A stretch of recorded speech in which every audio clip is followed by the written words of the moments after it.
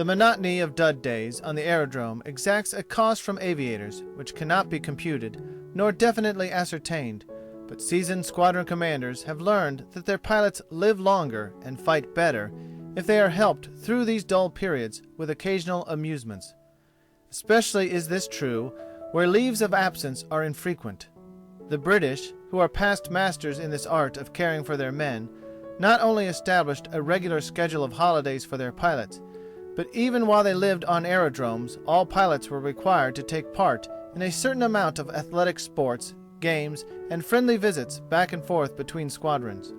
Movie shows, whist tournaments, long walks, and other methods of inducing the pilots to take their minds off their work served to produce a morale and esprit in the British aviators that has not its equal in the world. With the American forces, several influences prevented this happy solution to a trying problem. We were new to the game and had not yet learned to study the psychology of the flyer. We had too few aviators at the front to permit them regular and frequent leaves of absence. We had pressing work before us that could not be disturbed for experimentation. Those high in authority considered it more necessary to ship infantry to France than to increase the number of pilots in aviation. Consequently, the few that were first sent to the front served steadily through to the end, almost without a day's leave being granted for rest and recuperation of spirits. It is said that the work of the war pilots exacts more strain from the individual than is the case with his brothers at arms in any other arm of warfare. Perhaps he does live under a more constant strain. I cannot judge of the truth of this, for I am not familiar enough with all the details of the other man's work. But the fact that the aviator knows he is constantly under the possibility of sudden death every time he sets foot in his machine, whether it be death from bullets and shells or from the possible collapse of his machine in mid-air, this constant nerving of mind and body against the daily perils which surround him undoubtedly counts heavily against his strength after many weeks of daily service. The wise commanding officer, therefore, provides as much amusement and recreation for his pilots as the circumstances of war permit. On May 25th, our squadron adjutant, Lieutenant Smith, had the good fortune to meet in Meigny-le-Tour the two Herring sisters from the old USA, who were at the front giving entertainments for our soldiers in France under the auspices of the Red Cross organization. Lieutenant Smith immediately called upon the two young ladies and secured a promise from them to come out to Toul and give us a performance at our aerodrome. They very kindly agreed to come the very next afternoon. Upon receipt of the news, we began our preparations at the field. One of the largest French hangars, which was then in use by a photographing squadron, was emptied of its machines and equipment and was cleaned up for the occasion. Everybody enthusiastically turned in to help, and after a few hours' work, we had the theater ready. A stage was set up at one end, and electric lights were arranged with artistic theatrical effect. A captured German piano was brought over from one of the messes, and the dirt floor was swept and polished. The Mrs. Herring arrived at 4 o'clock and found officers and men all impatiently awaiting them. Even the Frenchmen, who still occupied part of our aerodrome, were on hand, anxious to see and hear this all-American show. It was a wonderful entertainment for all of us, and I'm sure the Mrs. Herring have never received more enthusiastic and sincere applause from any audience. After the show was over, we invited the girls over to our squadron mess, and at the end of a very merry meal we all went out to put them in their car and see them safely started on their way. Just as the car was starting, I put my head inside the curtains and inquired of them their next destination. They told me they were going to Lange, a town not many miles distant from Toul, and very cordially invited me to come over and see them and have dinner with them some evening during the following week. I naturally accepted with every indication of pleasure, and proceeded to make definite arrangements with them as to just what afternoon I should arrange for a flight and come down a pan in the neighborhood of Lange, when I heard a chuckle behind me. I withdrew my head from the curtains and found myself face to face with a CO. Major Huffer eyed me for a moment with a ghost of a smile on his face, as much as to say, "I overheard everything, my boy, and I don't think you will pan near Lange during the next week." COs can take a lot of joy out of life. Next day Douglas Campbell, who was running neck and neck with me for the squadron record, won a celebrated victory. He went out on a little private expedition of his own, and while in the vicinity of Pont-à-Mousson, he saw a formation of the British Independent Air Force coming home from a bombing raid on Thionville, an important railway town some 30 miles north of Metz. Some of these British bombing squadrons occupied an aerodrome only a few miles south of our own, and we frequently met them going or coming across the lines. They flew de Havilland two-seaters with Liberty motor, and each machine carried almost a ton of bombs. About 20 of these bombing squadrons were under the command of General Hugh Trenchard, the greatest authority on war aviation in the world, in my opinion, and they were designated as the Independent Air Force because they were not subject to any Army orders. Their one function was to drop bombs on German cities. Lieutenant Campbell noticed one of the British machines had dropped back almost a mile behind the others as they were returning homeward from their expedition. No fighting machines ever accompanied these bombers. They relied solely upon their close flying formation to beat off all attackers. Evidently this straggler had motor trouble, for he could not keep up his altitude and was slowly dropping farther and farther behind his formation. To make his situation more desperate, he was at that moment being attacked simultaneously by 3 false fighting planes. Without hesitation, Doug dived down to his rescue. Keeping the eastern sun at his back, Campbell executed a long but rapid circle which brought him onto the rear of the enemy formation without being seen.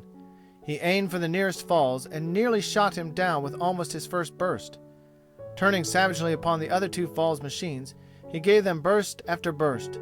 Both turned tail and began diving for safety.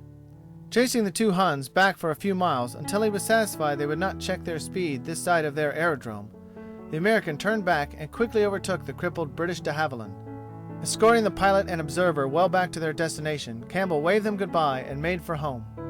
An hour later, the commanding officer of the English squadron telephoned us, asking for the name of our plucky pilot, who had downed 1 Hun and driven away from their intended victim 2 others.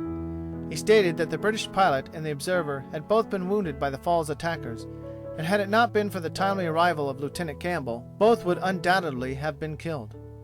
The next morning, Lieutenant Campbell and I started out together on a voluntary patrol to see if we couldn't bag a few Hun machines. It was May 28th. We set out from the aerodrome at about 9 o'clock under a beautiful clear sky and drove straight for the lines in the direction of Pont-à-Mousson. We were careful to keep inside our own lines so that the Hun Archie would not betray our presence to the enemy's aeroplanes. 4 or 5 patrols were made back and forth between Pont-à-Mousson and Saint-Mihiel. About an hour after we had left home, I noticed a formation of machines approaching us from the vicinity of Mar-le-Tour. It was evident that they must be enemy machines, since they came from that direction and were attracting no burst of Archie from the German gunners of that locality. I dropped a signal to Campbell and began a southerly climb for greater altitude. Reaching 18,000 feet, I turned and headed back towards the enemy lines. Now the members of the advancing formation were quite distinguishable, and I made out 2 Albatross 2-seater fighting machines coming towards us at about 16,000 feet, and above them 4 Falls single-seater fighting machines were accompanying them as protectors. Undoubtedly the expedition was planned for taking important photographs, and a strong defense had come along to enable the Albatross to accomplish their missions despite any attacks from our side. We had about 2,000 feet altitude over them, but we needed all the advantage we could possibly get against such odds. So I withdrew, still, into the sun, and waited until the whole formation had crossed the lines and were well on our side before turning for the attack. As soon as we began our dive, we were observed. The 2 Albatross immediately turned tail and started for the lines. The 4 fighting planes drew closer to their formation and also turned back, keeping themselves between us and the machines they were protecting. Although the long range was hopeless, Campbell and I both fired occasional bursts as we continued after them, always preserving our advantage in altitude and never permitting them a shot at us. In this fashion we all crossed the lines again, and soon we were above the city of Thiaucourt, Campbell and I still holding the upper floor. Apparently the Huns began to tire of this humiliating game, for at this juncture we suddenly noticed a breaking up of their formation. The 2 Albatross machines began circling back of Thiaucourt, while the 4 Falls struck off for the east and began climbing towards the Moselle Valley. We watched this neat little maneuver for a few moments. Then, to test the crafty trap which was so evidently being laid for us, we suddenly dived, or made a feint at a dive, upon the 2 abandoned Albatross machines. Campbell went straight down upon the nearest one, while I stayed above him and kept an eye upon the 4 fighting machines. Instantly the 4 fighting planes reversed their direction and came hurrying back for a rescue. Douglas zoomed craftily back to a position just below me, and we continued a slow retreat towards our lines. The Falls maintained a safe position well in our rear. Again the tricky Huns undertook a fancy maneuver.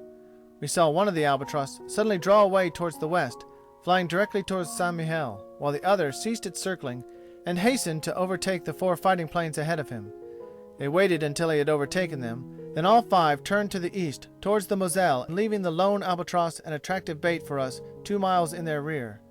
With extreme care, we estimated the exact distances that now separated us. Fully aware of the new trap that was laid for us, it was only a question of our ability to get down at the bait and dispose of him, and then regain our altitude before the superior enemy formation could descend upon us. Our judgment was as good as theirs. Our position was a little better, for we could estimate better than they the distance from our point in the sky to the slow-moving albatross left as a decoy in the west. Better still, we knew to an inch the capabilities of our Newport, and perhaps the Huns would underestimate our speed.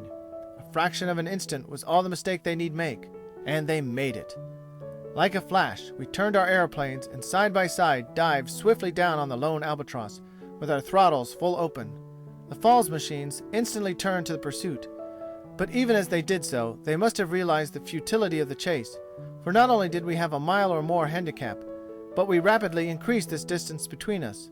As we neared our target, we nursed our machines until our gun sights were directly upon the enemy albatross. About 100 shots each we fired before we eased off our machines and began to climb away to regain our altitude. Looking back, we saw we had done a complete job with our albatross. It swooped one way and then the other, and, finally falling into a last vrille, we saw it crash at the edge of the town of Fleray, just inside the Hrata woods. Long before the final crash of our victim, Campbell and I had regained our former altitude. Then came the surprise of the day. Instead of dashing after us to wreak their well-earned revenge, the 4 Hun fighters returned hastily to their remaining albatross, and surrounding it, began carefully conducting it northwards, still deeper within their own territory. Many times later did I observe this craven characteristic of the enemy air fighters. No matter what their superiority in numbers or position, if we succeeded in bringing down one of their number, the others almost invariably abandoned the combat and gave us the field. It may be military efficiency, but it always appeared to me to be pure yellowness. Campbell and I were both content to let them go.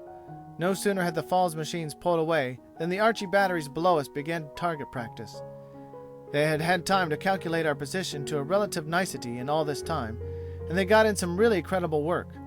I sheered off towards home, but Campbell, who comes from the same breed as Jimmy Hall, made me wait for him while he returned into the barrage and captivated the German gunners below with his American aerial contortions, the barrage of shrapnel in the meantime getting very much like an Iowa hailstorm. After satisfying himself that they understood his contempt for them, Doug consented to come along home with me. We crossed the lines without suffering a hit, and soon were taxiing our victorious little Newport across the field to the doors of our hangar. We had scarcely gotten out of our seats when Douglas received news that completely dissipated the joy of his victory. Lieutenant John Mitchell, a brother of our colonel and dear chum of Douglas Campbell, had been killed that morning in landing his machine at Colombey-les-Belles. Campbell and Mitchell were college chums, had entered aviation together, and had sailed for France from New York on the same steamer. They were inseparable, and all their friends thought of them as 2 brothers. Poor Doug was inconsolable. Friendships in flying squadrons are curious affairs. Where it is one's daily business to go out looking for trouble, it is plainly imperative that one keep oneself always fit and clear-minded. It would never do so to occupy one's mind with emotions of love or friendship that one's fighting perceptions are dulled. The enemy's mind can be counted upon to be burdened with no such heavy weight. It is a matter of life or death to every air fighter, this quick-thinking, unburdened mind. Hence, I had steeled my heart against that intimate kind of friendship with my comrades that prostrates one upon the death of a friend. When Jim Miller went down, I learned that necessary stoicism. Later Jimmy Hall went, and Lufbery. Many others were to follow, and well I knew it. Close as our friendships were, living and working side by side with common purposes and mutual interdependence, all the pilots of '94, I believe, eventually came to look with a callous indifference upon the sudden death of their dearest chum. This necessity is to my mind one of the greatest horrors of the war. Lieutenant Smith used to talk to me about his old mother in New York. She was a widow, and he an only son. She was in ill health, and he was haunted with the belief that a visit from him would do much to bring her back to good health and spirits. I liked Smith immensely from the first, possibly at first because he had so flattered me with his request to go with me on voluntary patrols, but subsequently I found that he had the ability and character of a wonderful pilot, and he was a reliable companion in a fight.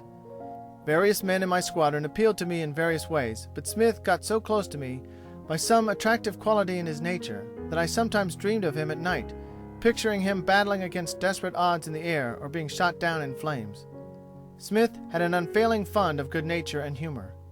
One morning, shortly after my last exploit with Douglas Campbell, Lieutenant Smith again came to me and asked me to take him on a second expedition. We agreed to go on the following morning at 4 o'clock.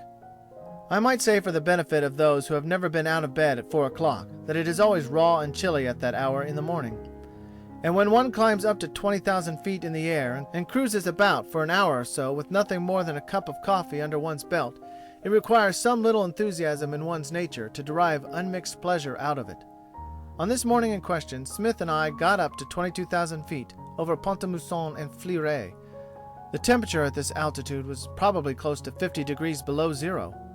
We expected to find some early bird of the Germans coming over the lines to take their customary photographs, and it was necessary for us to have the topmost ceiling to escape his attention.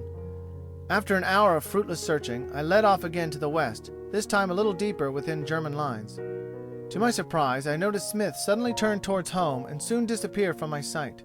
Supposing he had been let down by a faulty motor, I continued my patrol for another hour, saw one enemy plane, which also saw me, and escaped me without a combat, until finally despairing of finding any game before my fuel was completely exhausted, I returned to the field after almost 2½ hours in the air.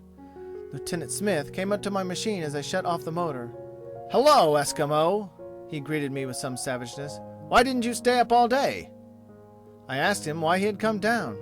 He looked at me a moment and then began to laugh. "Rick," he said, "I am frozen so stiff yet that if I laugh out loud I will break in two. I don't know just how high up we were, but I'll swear that I saw the sun rising for tomorrow morning." The Newport is a cold berth in high altitudes, and one must dress for the part. When I learned that Smith had worn only his ordinary clothing, I could easily fancy that today's sun might look to him like the one due a week hence.